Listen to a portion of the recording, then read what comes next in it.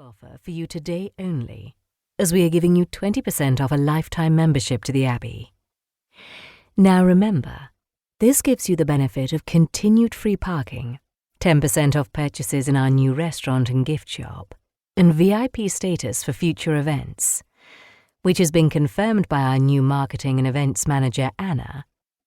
Katherine gestured with her hand to the woman standing beside her box. Will include an annual New Year party. The crowd broke into another round of applause, this time directed at Anna. Her face warmed with either pride or embarrassment, perhaps a little of both. Following the success of the New Year party, Anna had been persuaded by the trustees, though mainly Katherine, that it should be held annually. If you would like to sign up, then please see Carrie. Carrie, where are you?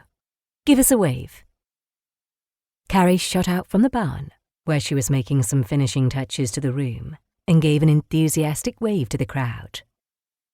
She'll be in the barn to sign you up, which is also where we hope you will join us for a glass of fizz to celebrate, which, after all, is why we are all here today. Before I cut the ribbon, I'd like to take this opportunity to thank Carrie and Anna for all their hard work over the last few months in getting the barn ready for opening. I think you'll all agree, especially those that saw the barn prior to the work commencing, that the team have achieved something truly wondrous. Carrie gave a little bow before disappearing back into the barn. Anna blushed at yet another round of applause. It was typical of Katherine not to take any of the credit herself. It had been her project and her vision that had come together to create the space. One last thing before I let you all loose at the bar. Please do join us for Easter, when we will be holding a bunny trail on Easter Sunday afternoon. There will be plenty of chocolate eggs for everyone. Anna passed Katherine a pair of scissors as she stepped backwards off the box. A photographer stepped through the crowd and took several shots of Katherine and Anna to a backdrop of yet more cheering and clapping. They posed, each holding one end of the ribbon that was strung across the central glass double doors of Abbey Barn. Without further ado, I declare Abbey Barn officially open. Katherine placed the ribbon between the scissor arms and snipped it. Anna welcomed this particular round of applause. She had worked tirelessly since the new year to not only ensure everyone knew about Abbey Barn, but also to organise the official opening event. Now that the formalities were out of the way, she could finally relax a little. She and Katherine stood to one side and let the crowd fall into the barn.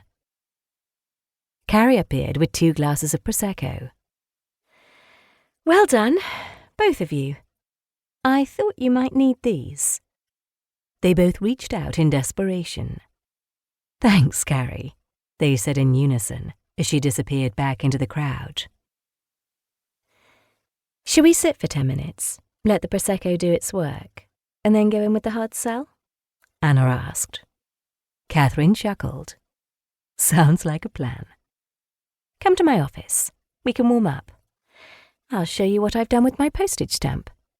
It's not that small, Katherine protested. Can we swap then? Katherine nudged into her, conceding the point. No. Anna inhaled the scent of the freshly cut grass as they strolled around the outside of the barn.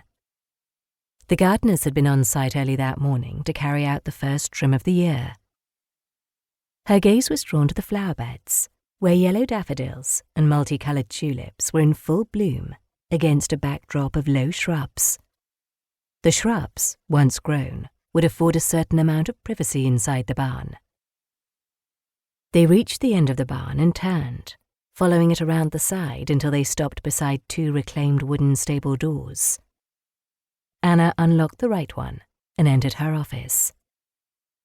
It was a compact yet modern space, with built-in shelving and storage. Abutting a wall in the centre of the room was a desk, which faced the internal door. There would have been a time when her office was messy, but living with Katherine had taught her not to leave anything where it shouldn't be. If she dared to do so at Abbey House, Katherine